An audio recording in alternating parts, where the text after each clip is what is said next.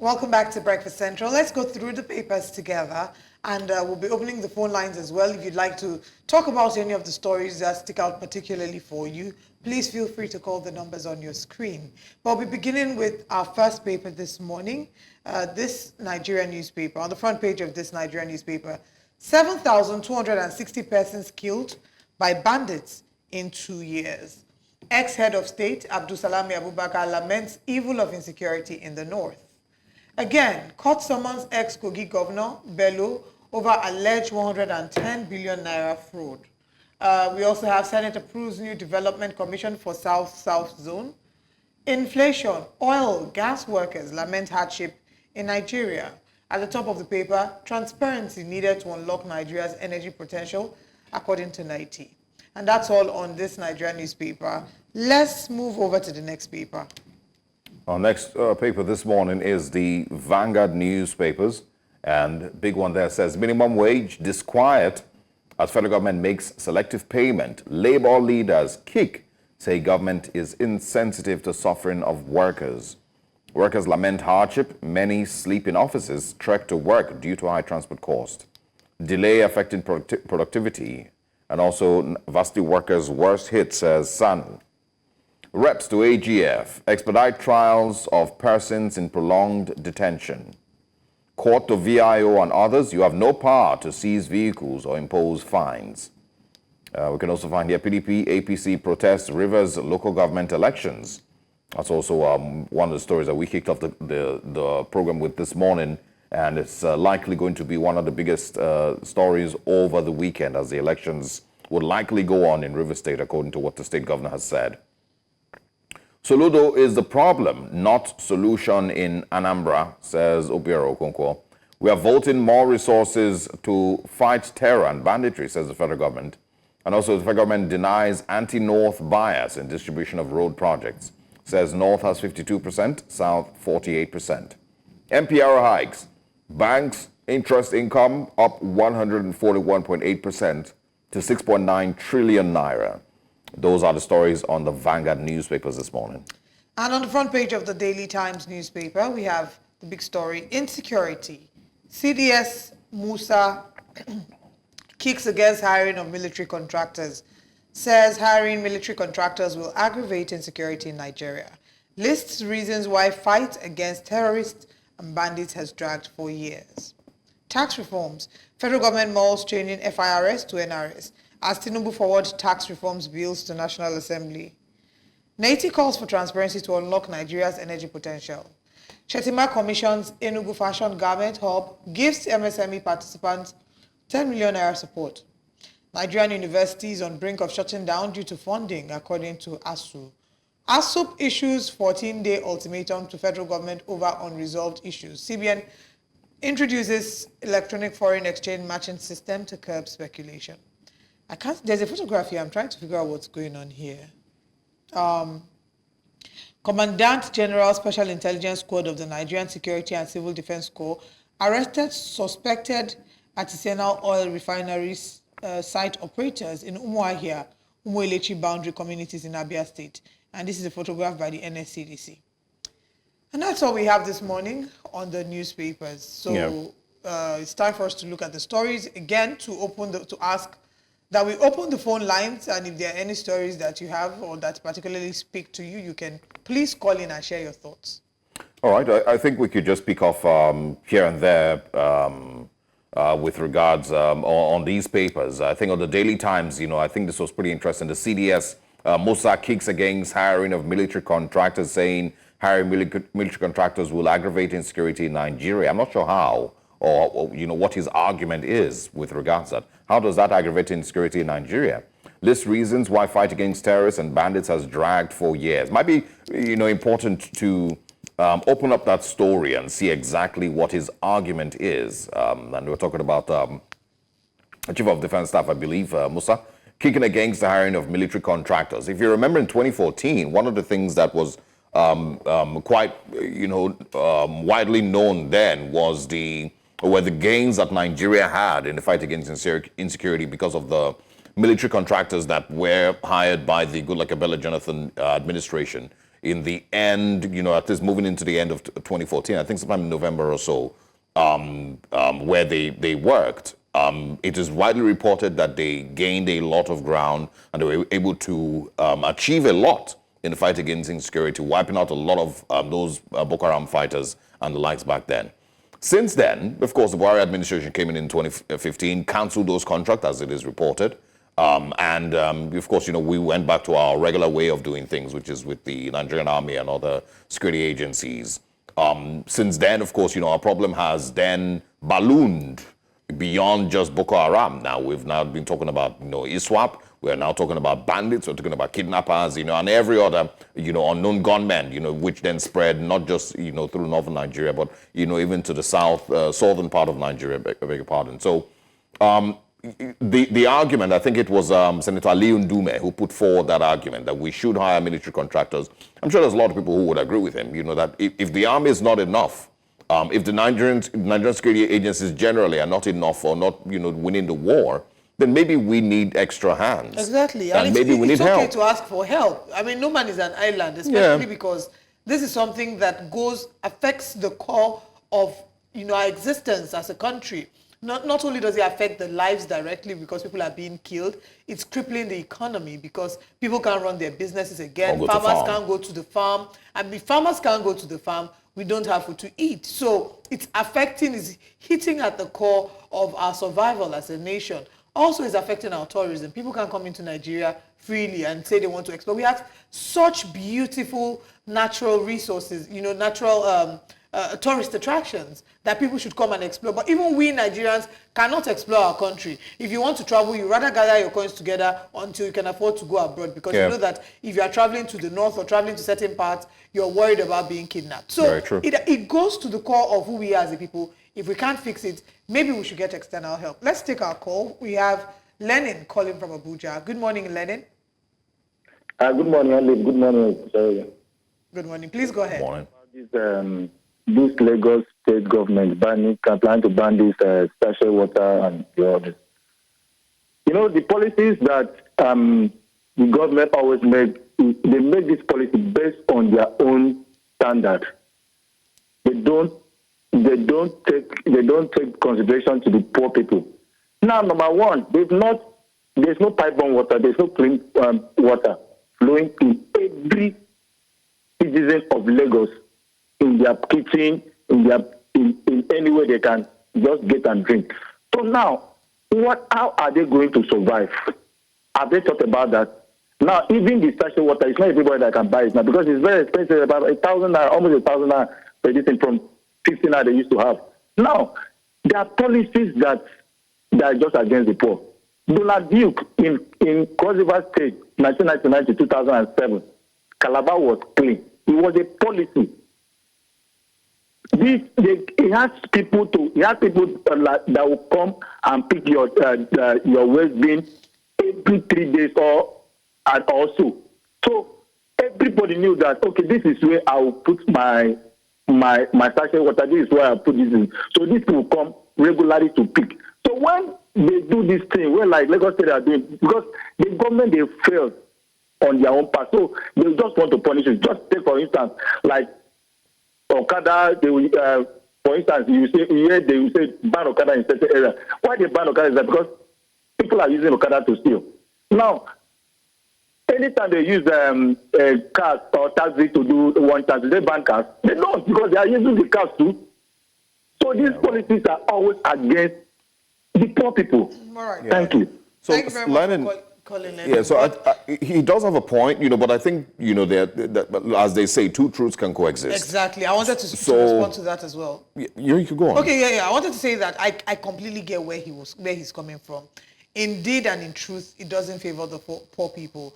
The cost of, we don't have access to clean and portable water in 2024. That's a fact. Yeah. People can't even afford to buy pure water, pure or sachet water. Which of course the price has, tripled. It has tripled, right? Yes. So people can't even afford that. So scrapping that, what are the other alternatives? However, I do not think that this policy by the government is aimed at making life difficult intentionally for the poor people. Why? Because in Western climes, if you go, we don't even need to go to the West. Rwanda, for example, from the airport in Kigali, you won't take your plastic bags into, it won't even enter into their country. In other climes, in Namibia, I remember also trying to buy things, and they would ask you, are you coming with a reusable bag, reusable water bottle? If you break down the damage that plastic does to the environment, if this plastic, the plastic bottle, it doesn't break down completely. It breaks down into microplastics. And research shows that it takes the soil at least 500 years to be able to absorb this. And when it absorbs this into the earth, sometimes it's getting into your water, your fishes are eating it, and then you're reconsuming these things. It's never completely broken down. It's damaged, it's bad. Again, like you said, two truths can exist. The fact that it is bad for the people, it's bad for the environment and invariably for us, and also that the policy is hard on Nigerians. So you can't do, in an attempt to do one good, cause further harm.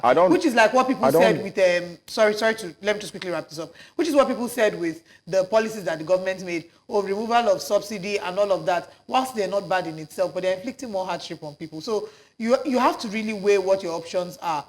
Do the good, or do good that will inflict more hardship on we need to take a call, but I don't necessarily, think the argument, about the environment, would work for the average Nigerian. But I will respond to that in a bit. Right. Good morning, Dan from Edo State. Good morning. Go ahead. Good morning. Dan, please go ahead. Hello, good morning. Good morning. Yeah. I'm Aibo Haidamtala calling from Edo State. Are you hearing me? Yes, loud and clear. Please go ahead. Okay. So, I'm calling concerning about what is happening in Port Harcourt. So, the matter there is that you see that everything that is happening there, all is about the APC government. This man is trying to twist everything down. He's trying to spoil policies in Nigeria. Which man are you talking about? Which man are you talking about?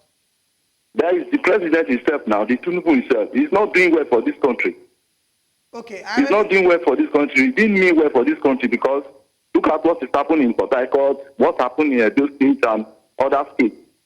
He wants to cause riot in this our country. So please, we should talk to this man. Can you clarify what you mean by the president wanting to, turn things, disrupt things in River State? All about what I'm saying is that even what is happening concerning the judgment that they said that is restrain the governor not to conduct a local government election, all those things.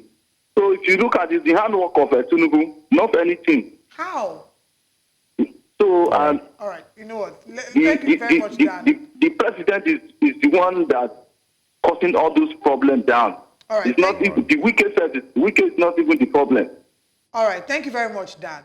But I do think that it's important for us to be clear and to be factual. The president cannot really, and I'm not holding brief for the president in this case, but I don't see the direct correlation to say it's the president's fault that what is happening in Rivers I think what he's is trying to express is, happening. I think what he's trying to express, is his feelings towards the current administration and its handling of INEC and, other institutions.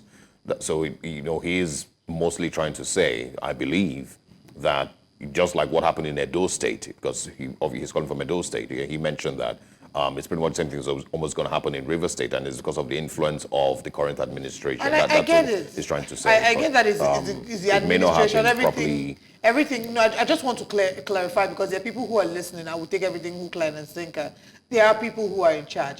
He can't say that it's not Wike's fault. If you see that Wike has the direct role he's playing, that it's not even Wike's fault, it's the president's fault. Because if Wike, for example, there are people who are loyalists to Wike that are staging protests and doing all the likes, and Wike has never come out to say, don't do this. So the same way that Nnamdi Kanu, for example, when people were going about and causing havoc, and he will come out to say, we do not authorize or endorse these people who are going about killing. It's not part of what our mission is. If you've never come out to condemn them, especially because they're doing this quote unquote in your name, then you're culpable. So we can't remove Wike from the picture and put the president. Again, from my understanding, and of course, Dan has had his say. I'm just expressing what I understood from what he was trying to say. He's mostly trying to blame the current administration generally. I don't think he was trying to completely, say, oh, it's not Nyesom Wike who's involved. But good morning, Francis. Good morning, Francis. Okay. All right. But anyway, okay, you wanted to yeah, I respond wanted to, the- while we try to speak Okay, with Francis. Francis is here. Please go ahead. So I wanted to, say that, I mean, so the average Nigerian, if you try to sell an argument to them and, your points are, oh, it's dangerous because of, the soil would not absorb, the average Nigerian doesn't care. That's the least of our problems, at this point. All those climate change arguments, don't really matter. And initially I was saying two truths can coexist, and what I also thought to mention, using Rwanda as an example is great, but I think it's also important to mention that I think Rwanda has also been able to put every single aspect of environmental protection in play, which is that aside the not allowing you bring in your plastics, they've also been able to ensure that the factors on waste management are properly functional in Rwanda. They wouldn't have gutters blocked or clogged. They wouldn't tell, contractors to go and pack things out of the gutter and then abandon them there, for 5 days, as you see here in Lagos. So there are certain things that have come to play in Rwanda, that have made it then easy for them to say, okay, we have achieved these steps. So it's basically putting the horse before the cart. Yeah, no, I mean, so all these things need to work together. That's my point. It's not just it's not one step. It's a combination of things. Good morning, Francis, once again. Good morning, Francis. Hello? Yes, please go ahead. Good morning. Thanks for calling. Yeah, hello. Yeah. This is Francis from Lagos. Let's try to be precise. All right. And concerning the issue of single-use plastic and the VIO issue that you mentioned this morning, that's what I want to speak about. You see, Please go ahead. government is all about people, the masses that they are put there to serve. But incidentally, you begin to wonder the kind of persons that you have in government. Ordinarily, this issue of single-use plastic is of concern to everybody because of our environment. So nobody is denying that. But of course, if government wants to take any action, then naturally the first thing to do is to create an alternative. If you are going to ban single-use plastic and the pure water sachet thing, obviously you need to involve the stakeholder, in this case, the people themselves. You understand? Because if you take any action that concerns the use of single-use plastic and the pure water, then the ripple effect is that it's going to turn on the ordinary this pure water. Okay?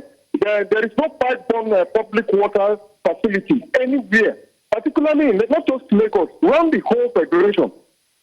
There's none whatsoever, from Abuja to Lagos to Port Harcourt to Delta State.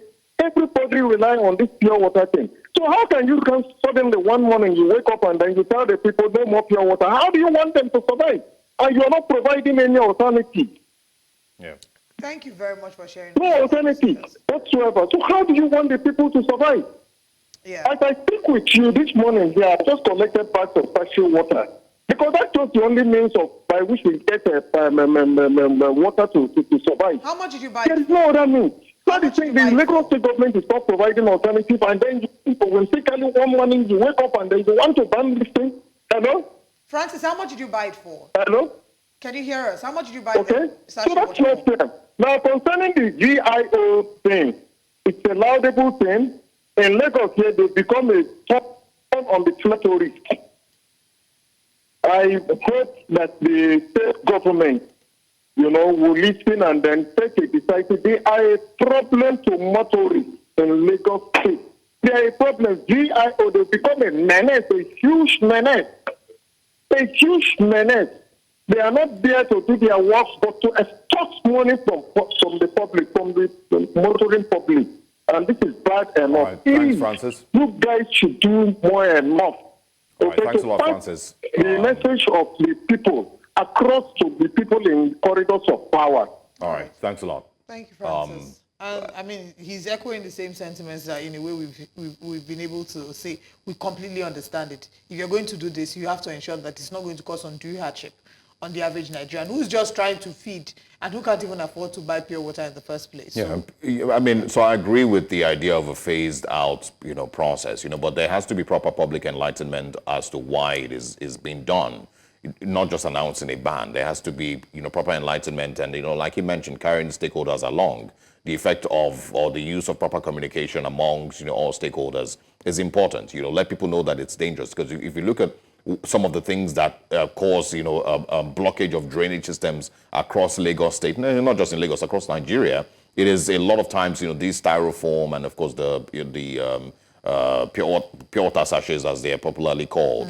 Those are some of the things that cause, a lot of blocking of the drainages. So And those it's things also are important. But you need a society that has pipe-borne water, clean pipe-borne water, first of all, across the state. You need a society that has proper waste management across the state. And then you can, start to have these conversations about, and of course, proper income, also across the state. Because the people who, are buying sachets of pure water, first of all, the water is not even that pure. For those who have done proper research, a lot of that water is not really clean for consumption. But those people are those who cannot afford to buy water in bottles. And so if you then stop them from buying water in sachets and they can't afford, the water in bottles, what next? What do they do then? So these are, I believe, conversations. And of course, the fast food sellers as well, those who sell food at the roadside, who can't afford to buy the regular takeaway plates that everyone uses, the recyclable plates. That's what they use, styrofoam. So we'll go back to the olden days, the days of Adam and Eve. We'll start using leaf, more leaf to buy rice. It would be nice to see you eating rice. That's not bad. That's not bad, but I was, quoting the Rwanda example and saying that there are certain stages that you need to get to before you then make that kind of ban, and I don't think Lagos State has gotten to that stage yet, which is providing pipe-borne water, clean pipe-borne water across the state for every single person, and then providing a very effective waste management agency across the state, a very effective, and it's not knocking Lawma, they do what they can, but if we had a very, very effective one, if we also had properly functioning local governments, a lot of all these conversations would not be heaped on the state government. If Etiosa and Ikeja and every local government area in Lagos State was fully functional and they knew what it required to clean their gutters and to effectively take care of waste, we would have less of these things. But I don't think we have local governments that are functional on that level to clean up marketplaces and clean up bus parks and all of that. That's why, we eventually get back to the state government. But of course, I think one of the key things here is, or the key conversations here are the conversations on security and the arguments whether we need foreign mercenaries to help with our security challenges or not. Of course, the Chief of Defense Staff says we do not need foreign mercenaries. On this Nigerian newspaper, if you can see on the front page there, it says 7,260 persons have been killed by bandits in 2 years. And that is a country that, is not at war. Ex-head of state Abdulsalami Abubakar laments the evil of insecurity in northern Nigeria. Do we need the current administration to be able to set deadlines or timelines, if possible, for the fight against insecurity? Many people would argue that that's not logical, because that's not how you fight insecurity. You don't set a timeline and say, okay, you must be done. I understand that. But maybe if we had situations like that, it might make the fight even more, it might put security agencies on their toes and ensure that we achieve much more in the fight against insecurity. But bear in mind that the fight against insecurity is simply not killing bandits or arresting bandits. It is also ensuring that our borders are secure. It is ensuring that we stop the proliferation of small arms. It is fighting unemployment in Nigeria. There's many things, just like the Rwanda situation that I mentioned with regards styrofoam and plastics. It's the same thing with security. You can't fight security by simply bringing out the big guns and shooting as many bandits as possible. Many more will arise. How do we stop or reduce proliferation of small arms across Nigeria? How do we make our borders, more secure and ensure that we don't have random people just walking into Nigeria from different parts of the world? None of the weapons that these bandits are used are locally produced. They brought into Nigeria. And so, and of course, proper investigation into the financial dealings across the country. Right. I mean, But there's another story that I'd hoped we could take, but we can't take it, obviously, because we've run out of time. It's talking about, again, court summons ex-Kogi Governor Bello over alleged 110 billion naira fraud.